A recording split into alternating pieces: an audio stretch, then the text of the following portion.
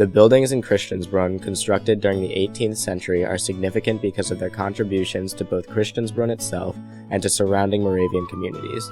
Among the most important buildings were the sawmill and the brewery, which provided goods and services to nearby communities. As the population increased, so did the number of buildings. Initially, Christiansbrunn had only one residential building, the Brethren's House, but the community soon expanded its living spaces with the addition of a boys' house and a family house. A combined sawmill and grist mill constructed in 1747 served as one center of lumber production for both Christiansbrunn and surrounding Moravian communities. The combined mill was destroyed by a fire in December 1749 and replaced by a new sawmill in 1750.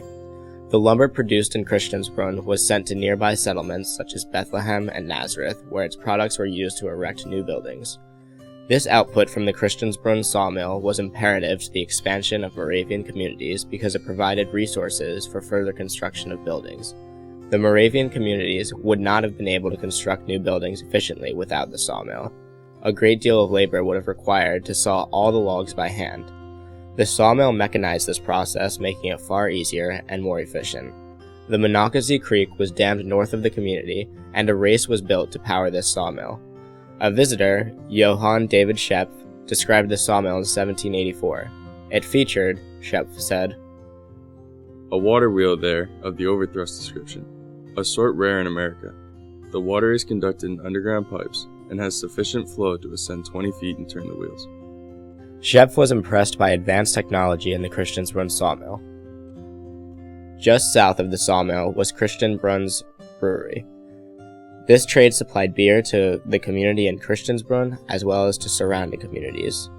The brewery supplied an enormous amount of beer, for instance, to Bethlehem's Sun Tavern. The living space for tradesmen, some of whom worked in the sawmill and brewery, was the two-story Gemeinhaus, which was also called the Living House, or also called the Brethren's House in early records. This residential building acted as a dormitory and contained a milk cellar and a saal, or a room for prayer and services.